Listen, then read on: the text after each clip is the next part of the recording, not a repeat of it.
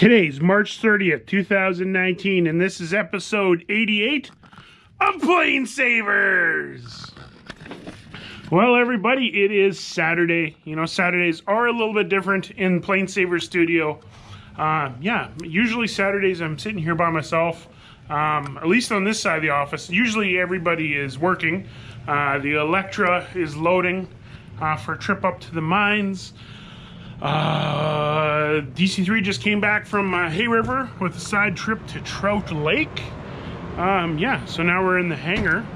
I want to show you guys something. I got some really cool stuff to show you guys on today's episode.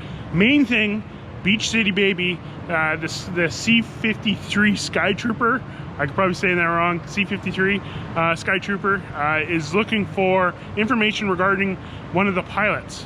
But first, I want to send you down to my boy Brennan in Perth, Australia, where they are saving a 737-200. So let's head over to Perth right now and see what he's up to. Hello everybody, my name's Brennan from Perth, Western Australia. Thought I'd give you guys another PlaneSavers Aussie Down Under version. Anyway, here we are. We have a 737-200 series that has currently been dismantled. It's soon going to be heading up to White Gum Airfield, which is up in York. As you can see here, the lovely U, 737-200.com.au. Fremantle doctor's in at the moment, so she's a bit windy. So far the volunteers have gone and dismantled, they've taken the landing gear out, taken the right and left hand wings off, vertical stabilizer, horizontal stabilizer, and they've already transported them up to White Gum Airfield. As you can see here, that's what the center section of the 737-200 looks like. In here's the hydraulic bay, the A and the B system hydraulics, standby pump, EPU, cut off. Up here is a prism here on the early aircraft. You can see from the cabin to see if the landing gear is locked. Aileron and spoiler mixers.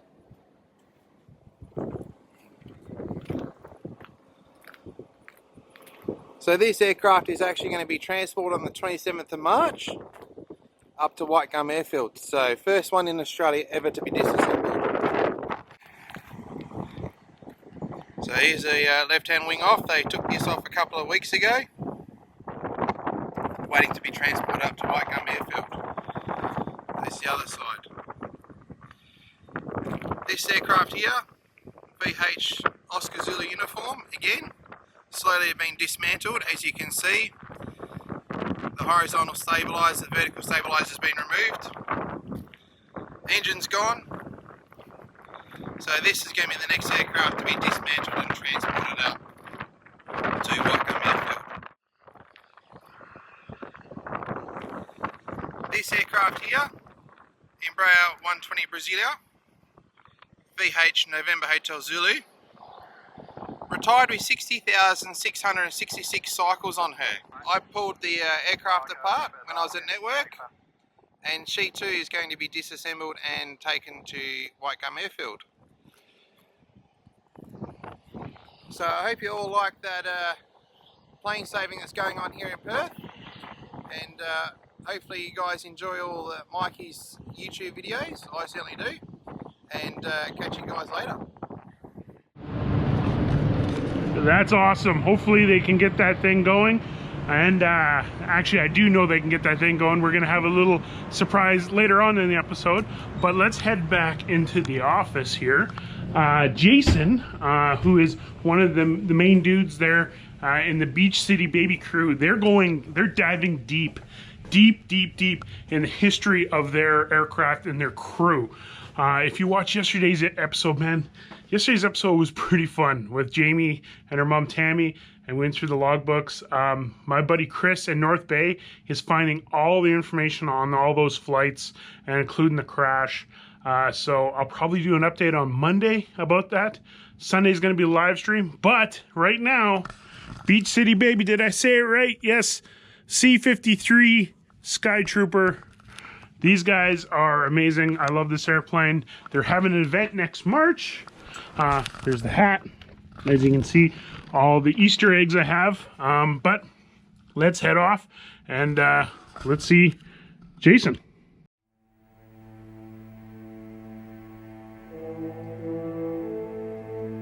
Hey everybody, this is Jason Capper from Vintage Wings Incorporated, coming at you from the Vintage Wings office with the C-53 Beach City Baby. Special request today, and kind of a neat little segment we're trying to do here. We're hoping that we can start piecing together the story of the original crew of the C-53 Beach City Baby from World War II. We've been really lucky. Those of you who've been following along know that we found Captain Jack Bartlett, Lieutenant Jack Bartlett, who was the aircraft commander during World War II, 1944. And we've also located the family of Sergeant John Filatico, who was the radio operator of the aircraft as well on that crew.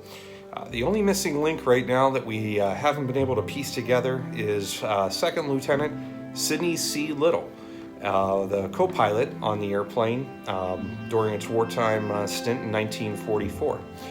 Now obviously this aircraft belonged to Air Transport Command, so there were many crews that flew it over the course of that year alone, let alone the entire war. But this is the crew that we know for sure was on the airplane and flew it for a period of time, again in 1944, when the aircraft was involved in a landing accident in North Africa. So what we're going to do now is do a little refresher with you and show you the two crew members and the family members that we have been able to locate so far, and how you might be able to help us find Second Lieutenant Sidney C. Little and piece together this crew from World War II and help us reunite their family members and all of them together in an event that we're planning on having next year at our hangar. That would be the first annual Vintage Wings Inc. Hangar Dance, March 7th, 2020. We hope to see you there. Anyway, here's a little refresher. On May 18th, 1944, as part of Air Transport Command's North African Division, Douglas C-53 Skytrooper 41-20095 departed Morocco for Casablanca on a classified mission carrying one VIP passenger, still to this day unknown. The crew for that day was radio operator Sergeant John Filatico. Up front in the cockpit was Captain Lieutenant Jack Bartlett, assisted by Second Lieutenant Sidney C. Little.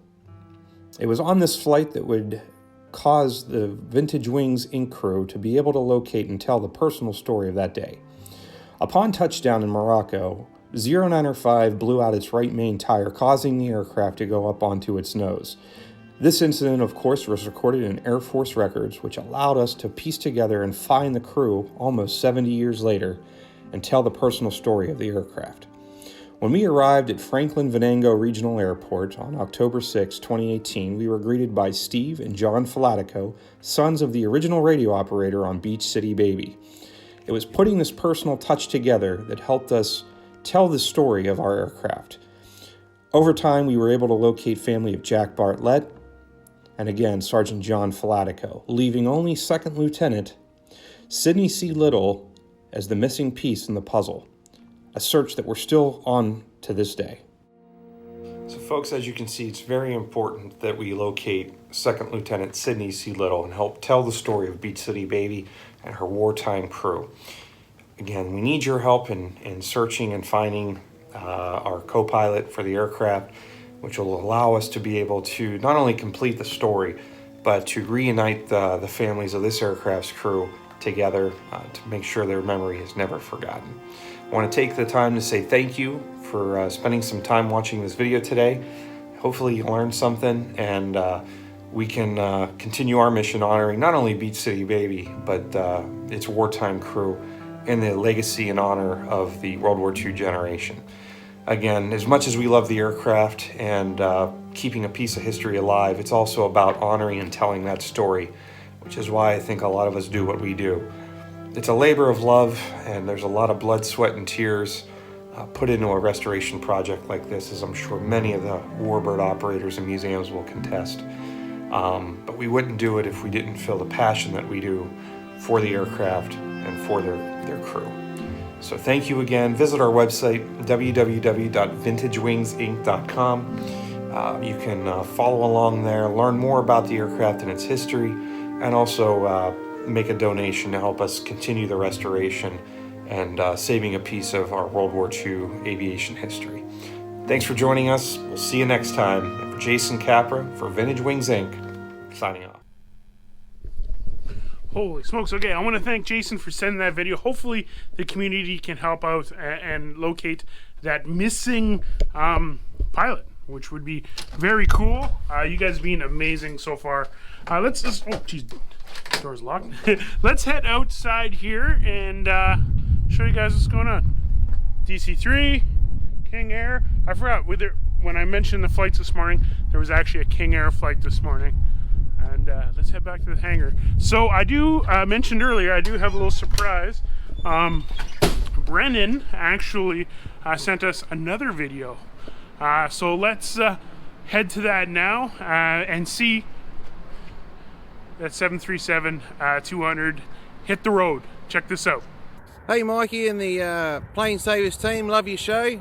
Here's some video of the 737-200 that's been saved and heading out to your PlaneSavers Australia, by the way.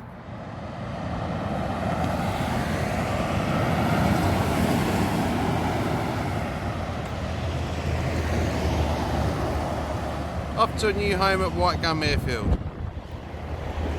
Only a short video, but hey, at least it's another aircraft being saved, just like your D-Day DC-3. Alright, hooroo! That's awesome. Is that how you guys say goodbye in Perth? Aroo? Aroo? That's awesome. That's so cool. I gotta start doing that now. I'm loving the content from Australia. And you remember Cliff, our guy who bought the iMac for us and donated or bought the first artwork and everything. Cliff's from Perth area around there. So huge thank you to Australia. It's been a huge connection to PlaneSavers and a real big help. Yeah, I can't wait to hear more. Whew, people asking, why is there 737-200 in the hangar? Canadian North rents the hangar sometimes off of us when they need to do checks and that kind of stuff. And airplanes, they need checks once in a while. But yeah, actually, speaking of Australia, and I want to send a happy birthday to our buddy, the Aussie ace, Will. Remember Will from Ice Pilots, and he actually sent us that awesome video from Antarctica. G'day Mikey, just wanted to let you know how much we're enjoying the show, and we're really impressed with the group of people you're bringing together. That's a great community, and special thanks for introducing Jay to everyone. Here she is, we're in Casey Skiway in Antarctica. It's only -6 here, but it is the opposite end of the world to you, so that's pretty cool.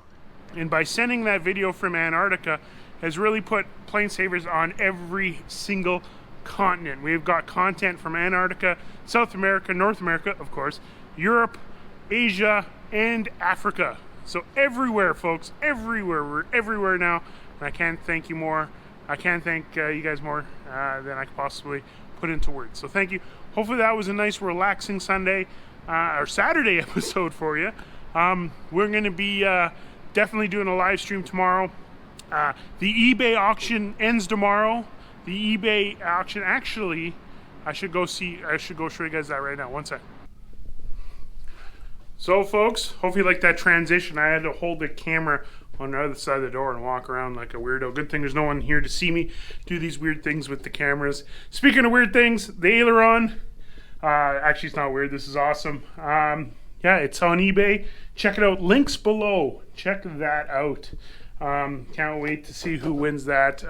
We'll be doing the live stream tomorrow. I think I'm going to do this live stream a little bit late because I want to be able to have that, watch it down live with everybody. So that ends at 5:10 Yellowknife time, 5:10 p.m. Yellowknife time. So I want to probably start the live stream probably like 4:15. So yeah, about 1.5 hours later than normal. So 4:15 Yellowknife time. Anybody, please put in Zulu. Please in the comments. Let everybody know what that is in Zulu. I should always just do those conversions in my head. But, whew, that's it for the episode, folks. We'll be seeing you tomorrow. Yeah, this has been kind of a ghost town. There's no one here, so hopefully there's no ghosts or anything. But okay, folks, I'm getting delirious. This is 88 episodes in a row. Tomorrow will be 89, and I can't wait to see you. See you soon, and be safe.